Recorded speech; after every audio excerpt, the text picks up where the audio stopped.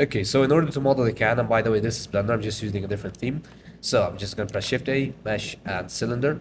Now I want to scale this cylinder to get the overall shape of the can. So instead of scaling it on the Z axis, there's a faster way, which is I'm going to press S, then Shift Z. Shift Z scales everything except the Z axis. So I'm going to get the overall shape, which is something like this. That works well for me. So in order to create the top part, I'm going to go here and I'm going to add a loop cut. Something like here, I'm gonna go to face select, select this face and scale it like this. Now, I'm gonna insert this face, then I'm gonna extrude it down, and then I'm gonna insert a bit, and then delete this face and select these loop cuts, go to face and grid fill. Now, I'm gonna select these parts, delete these faces, and move this vertex by edge sliding, so pressing G twice, and doing it like that. Second thing I'm gonna do is I'm gonna select this loop cut, I'm gonna insert it, I'm gonna extrude it down, and add a loop cut here, and bevel it like this. And this is just setting up and defining the shape, so when we subdivide, this part looks sharp. We're gonna do the same thing here, so I'm gonna add a loop cut, and bevel it.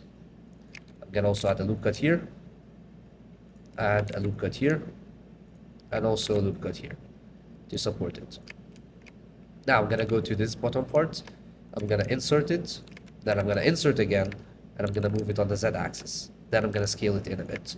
I'm gonna add a loop cut, bevel it, and I'm gonna add a loop cut here also, and bevel it, and I'm gonna add a loop cut here, put it down like this, I'm gonna bevel it, then I could maybe scale this up a bit. So it gives us this effect. So when you add a loop cut and support it, it looks something like that. Now this is gonna depend from can to can. I'm personally not gonna add it. Just use your reference and see which can you're modeling. So, once we're done with this, we need to create the lip itself. So I'm gonna go to top view, I'm gonna add a plane, and I'm gonna scale it like this. I'm gonna add a loop cut here, I'm gonna select this face, I'm gonna insert it, and then I'm gonna extrude it down, and scale it in a bit. I'm gonna add a loop cut to define it.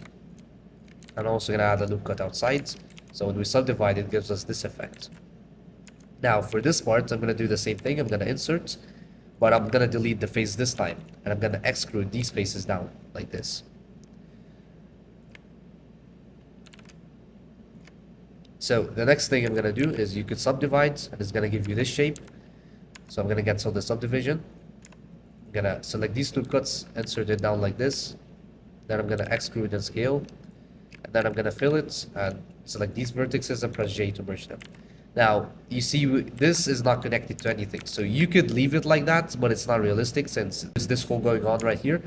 So the way I'm gonna fix this is I'm gonna select this face, I'm gonna insert it, and delete the faces. Then I'm gonna select this loop cut, or this edge, and this edge too. And I'm gonna fill it. Then I'm gonna select this edge, the one inside, fill, fill, fill. So as you see, it's not perfectly flat. So the way it fixed this is we're going to select the face that we filled in, which I think is this one. And I'm going to select this one also. And we're going to scale it on the X axis by 0. I'm going to do the same thing here.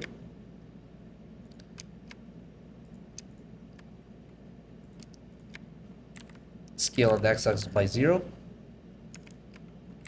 And this on Y axis.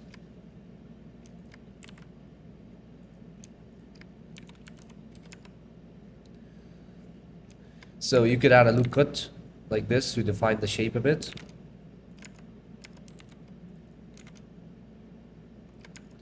And you could scale this on the Z axis, something like this. It's not going to give you the right effect, so you need to set origin to geometry and scale it on the Z axis this way. But I'm not going to do that since it ruins the shape. I'm also going to add a loop cut here to define this part a bit. I'm going to bevel it. So personally, this looks fine to me. I don't really care about the lip part. So I'm gonna put it here. We're gonna scale it down, and we're gonna move it up a bit. We're gonna rotate it to align. We're gonna rotate it and move it like this, and rotate it on the y-axis or the x-axis, the local x-axis. And we're gonna move it to place. If you don't see it well, you could go here to cavity and enable it. So I'm gonna go to the x-axis and rotate it on the z. So we're gonna select the main cannon, we're gonna subdivide it so we can get the final shape. Right click, shade smooth. We need to move this in front a bit. Something like that. I need to align it on first.